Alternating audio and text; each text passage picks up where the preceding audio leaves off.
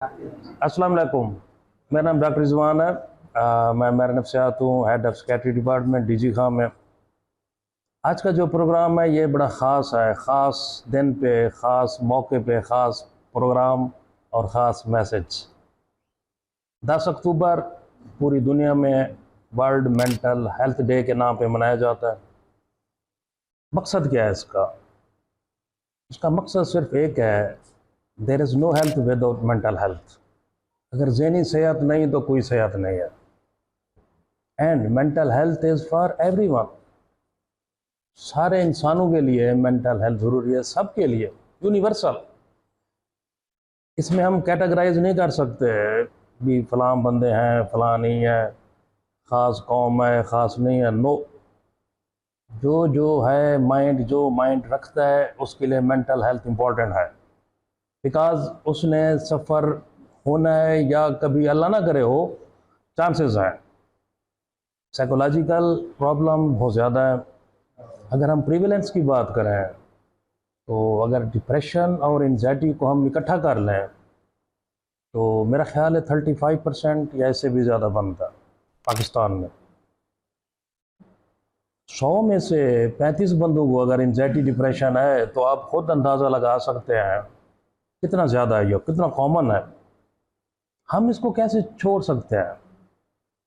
कैसे पॉसिबल है इतनी तादाद में है नफसियाती मरीज़ हों और उनकी ट्रीटमेंट ना हो, उनका प्रॉपर मैनेजमेंट ना हो?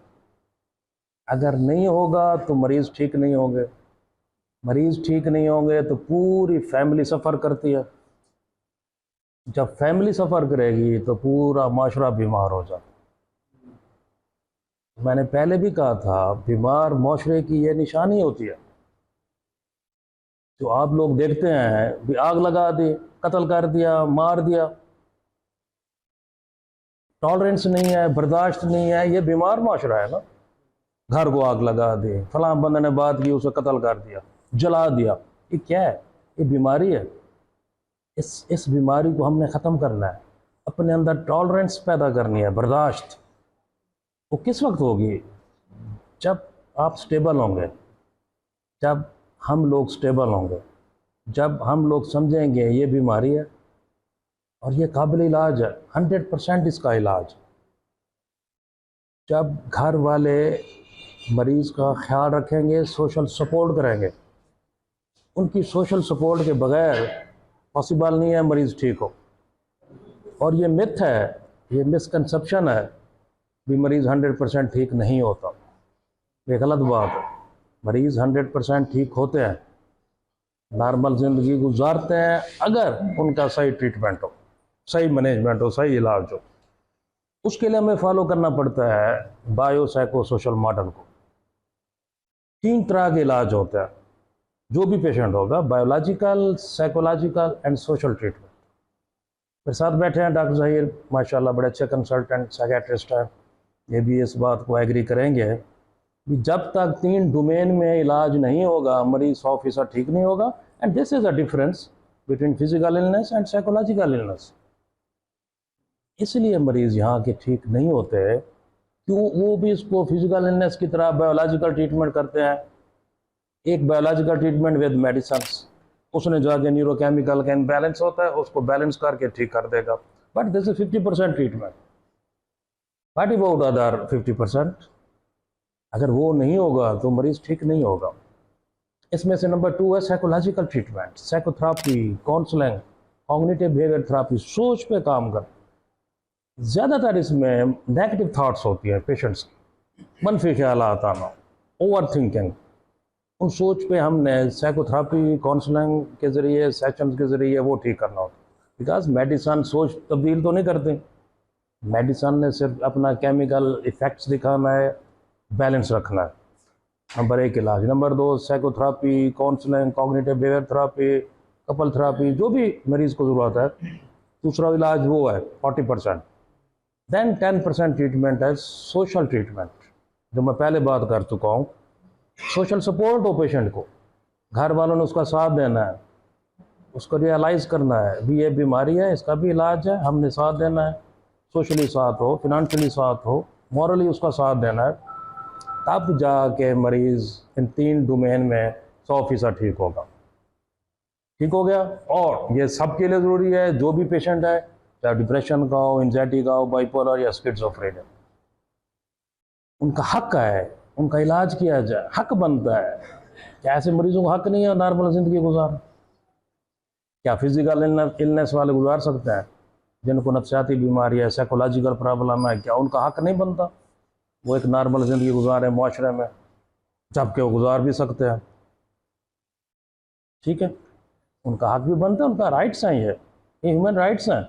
उनको प्रॉपर ट्रीटमेंट की जाए, उनकी प्रॉपर केयर की जाए, ताकि वो नॉर्मल ज़िंदगी गुजारें, नॉर्मल सोएं, हम लोग की तरह नॉर्मल खाएं पिएँ, फंक्शनैलिटी उनकी बेहतर हो, नॉर्मल काम करें जैसे हम लोग करते हैं। हमें ऐसे मरीजों से डरना नहीं चाहिए। या क्या हम लोग डरते हैं, अवॉइड करते हैं, स्टिग्मा, जी पागल है, हमने वो स्टिग्माटाइज कर दिया। ऐसे नहीं करना, वो भी इंसान है, रिस्पेक्टेबल है जैसे दूसरे लोग हैं, वो भी ठीक हो गए, नॉर्मल ज़िंदगी गुजार सकते हैं और उन्हें गुजारना चाहिए, उनका हक है। हम लोग तो ऐसे मरीजों के साथ हैं, हमारा मकसद भी यही है, मेंटल हेल्थ अवेयरनेस, मेरी वीडियोस भी हैं इस पेज पे, मकसद भी यही है, लोगों को शऊर देना, आगाही देना भी ये अलामात हों तो वो काबिल इलाज है, आएँ अपना इलाज करें और नॉर्मल ज़िंदगी गुजारें, जो अल्हम्दुलिल्लाह गुजार भी रहे हैं लोग, ठीक भी हो रहा है। आप लोगों का भी ये फ़र्ज़ है कि आप इस मैसेज को ज़्यादा से ज़्यादा शेयर करें, ताकि ज़्यादा से ज़्यादा लोगों तक ये पैगाम पहुँचे। जितना पैगाम पहुँचेगा उतना ज़्यादा लोग इससे फ़ायदा उठाएंगे, मुस्तफ़ीद होंगे, ताकि वो नॉर्मल ज़िंदगी गुजारें, ठीक हो जाए। Thank you so much.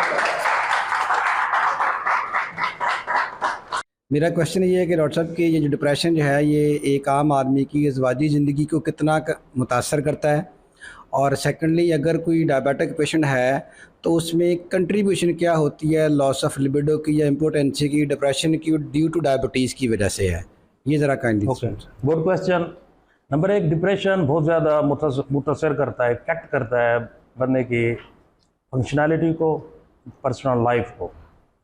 जब एक बंदा ये कहे, इतना मायूस हो, होपलेस हो कि मैंने ज़िंदा नहीं रहना, इस ज़िंदगी से मर जाना बेहतर है, जब वो प्रेफर करेगा मौत को ज़िंदगी के ऊपर, तो फिर उसे ज़िंदगी में क्या मज़ा आएगा? क्या वो इंटरेस्ट लेगा? क्या वो परवाह करेगा अपनी? नो, वो तो इतना होपलेस हो चुका होता है, मायूसी होती है ना बहुत ज़्यादा डिप्रेशन में, उदासी, मायूसी, गुस्सा करना, नींद ना आना, भूख ना लगना, तो वो अपनी कोई केयर नहीं करेगा, उसकी फंक्शनैलिटी, उसकी लाइफ स्पॉइल हो जाएगी, तबाह हो जाती है। नंबर 1। दूसरा क्वेश्चन था इसका, कोमॉर्बिड विद डायबिटीज़ लिबिडो पर कितना इफेक्ट पड़ता है? बहुत ज़्यादा पड़ता है। सिर्फ डिप्रेशन से लिबिडो कम होती है, सेक्स डिज़ायर, नंबर 1। नंबर 2, जब हम डिप्रेशन की मेडिसिन देते हैं SSRI, उससे भी लिबिडो कम होती है। ठीक हो गया जी। अब ये मतलब डबल कम हो गई। जी। नंबर 3, डायबिटीज़ से वैसे कम होती है। जी, बिल्कुल कम होती है। पहले पेशेंट डायबिटिक भी हो, डिप्रेशन भी हो, SSRI ले रहा हो, तो बहुत ज़्यादा 70 to 80% लिबिडो कम हो जाता। तो पेशेंट आगे कहते हैं हमें तो पता नहीं चलता, हमारा तो ख्याल नहीं जाता इस तरफ, कई साल हो गए। लेकिन इसका भी हल है। अगर पेशेंट यंग है, हम देखते हैं ना एज ग्रुप, उसमें एक न्यू ग्रुप आया है बल्टिऑक्सीटिन, जिसमें ये सेक्सुअल साइड इफ़ेक्ट्स नहीं है, हम फिर वो मेडिसिन देते हैं ताकि उसके साइड इफ़ेक्ट कम हो। ठीक हो गया। इस तरह एक और ग्रुप भी है लाइक मिल्टाज़ापिन, उसमें ये सेक्सुअल साइड इफ़ेक्ट्स कम होते हैं, anti depressant. Right. Any question?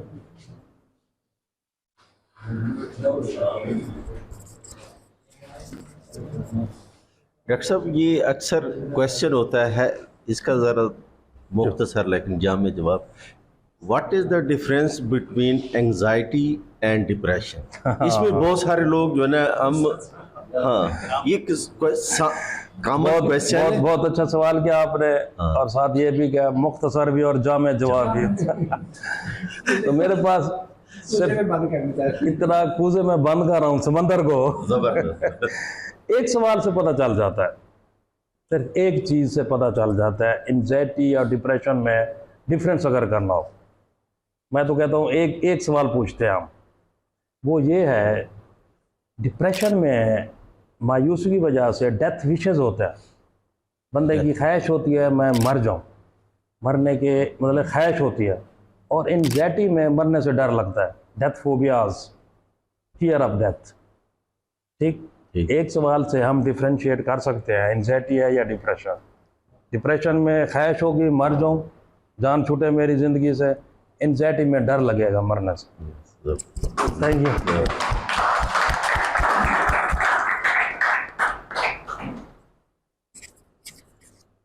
कोई और क्वेश्चन किसी का? सर आपसे भी एक क्वेश्चन है कि जो शिज़ोफ्रेनिया का पेशेंट होता है सर, स्पेशली जो साइकोस में, उसमें जो आउट ऑफ कंट्रोल होता है, उसकी क्या वजह है? वो इतना आउट ऑफ कंट्रोल क्यों होता है शिज़ोफ्रेनिया का patient sir specially? Out of control schizophrenia का पेशेंट भी होता है, बाइपोलर का उससे ज़्यादा होता है, राइट सर। डिप्रेशन का भी होता है। आउट ऑफ कंट्रोल होना ये एक बीमारी नहीं है, ये सिम्टम्स है, बिहेवियर डिस्टर्बेंसेस। Right sir. उसकी वजह सिर्फ यही है केमिकल्स का इम्बैलेंस होता है। जब डोपामीन बढ़ जाता है उसमें पेशेंट आउट ऑफ कंट्रोल हो जाता है, उसमें ताकत एनर्जी बहुत ज़्यादा आ जाती है, सही है। वो फिर 10 बंदों से भी कंट्रोल नहीं होता। बाइपोलर का पेशेंट तो बहुत ज़्यादा आउट ऑफ कंट्रोल, अनकंट्रोलेबल, अनकंटेनेबल बहुत ज़्यादा होता है। उसके बाद स्किज़ोफ्रेनिया, इन दोनों में डोपामीन लेवल बढ़ जाता है न्यूरोकेमिकल का, इसलिए आउट ऑफ कंट्रोल हो जाता है। Thank you sir. Any other question? Sir question ये है कि कुछ लोगों में हाइपोग्लाइसीमिया की वजह से टंग बाइट होता है या उनको एपिलेप्सी की वजह से टंग बाइट होता है, तो उसमें किस तरह हम उसको डिफरेंशिएट करें कि ये टंग बाइट उसको एपिलेप्सी से हुआ है या हाइपोग्लाइसीमिया की वजह से हुआ है? हाइपोग्लाइसीमिया तो सिर्फ उसमें होगी ना जो डायबिटिक पेशेंट होगा जी, और उसकी शुगर लेवल कम हो जाएगा। ठीक, हम फ़ौरन टेस्ट भी कर सकते हैं। अगर डायबिटिक पेशेंट है, शुगर भी कम है, अराउंड अबाउट 50 to 60 मिलीग्राम पर डेसीलीटर, तो फिर हम कहेंगे ये डायबिटीज़ की वजह है, क्योंकि वो ख़ास मौके पे होगी। जब शुगर कम होगी, हाइपोग्लाइसीमिया होगा तो टंग बाइट होगी। लेकिन जब एपिलेप्सी का पेशेंट होगा वो तो रिपीटेड होंगे, जब भी फिट्स पड़ेगा टंग बाइट साथ होगी, फ्रोथिंग ऑफ माउथ होगी, मुंह से झाग निकलेगी, ज़ुबान कट जाएगी, इनकंटिनेंट यूरिनेशन होगी, पेशाब निकल जाएगा, जर्की फिट्स होंगे। That is a lot of difference between hypoglycaemia and epileptic fits. उसमें हिस्ट्री होगी बगैर एपिलेप्सी की, पहले ऐसे होता रहा है, दौरे भी पड़ते हैं, मुंह में झाग भी आती है, ज़ुबान भी कटती है। इधर शुगर की हिस्ट्री होगी, डायबिटिक पेशेंट है, शुगर कम होती है तो फिर उसमें टंग बाइट होती है। एपिलेप्सी बाई बात होती है या कभी भी जो है ना उसके? एपिलेप्सी के मल्टीपल फैक्टर्स है। इटियोलॉजी में अगर कहें भाई, बर्थ भी हो सकती है, अगर बर्थ हाइपोक्सिया हो, एस्फिक्सिया हो जाए, ऑक्सीजन की कमी हो जाए। कुछ एपिलेप्सी होती है ट्रॉमा से, ज़्यादातर हेड इंजरी हो, ट्रॉमा हो, ट्यूमर हो, ब्रेन ट्यूमर हो से भी एपिलेप्सी होती है, और हाई ग्रेड फीवर हो से भी एपिलेप्सी हो सकती है। तो मल्टीपल इसके फैक्टर्स हैं, लेकिन we have to differentiate between epileptic, true epileptic fits and pseudo fits. ज़्यादातर पेशेंट्स होते हैं वो डिसोसिएटिव डिसऑर्डर के साथ आते हैं, एपिलेप्सी के दौरे नहीं होते हैं, वो नफ्सियाती दौरे होते हैं, जिसे पहले हिस्टेरिकल फिट्स कहते थे, अब डिसोसिएटिव डिसऑर्डर या सूडो फिट्स। ये क्वेश्चन आपका बनता था, what is difference between true fits and pseudo fits, मतलब एपिलेप्टी के फिट्स और दूसरे फिट्स में क्या फ़र्क है? अगर मुख्तसर जवाब दूँ और जामे दे दूँ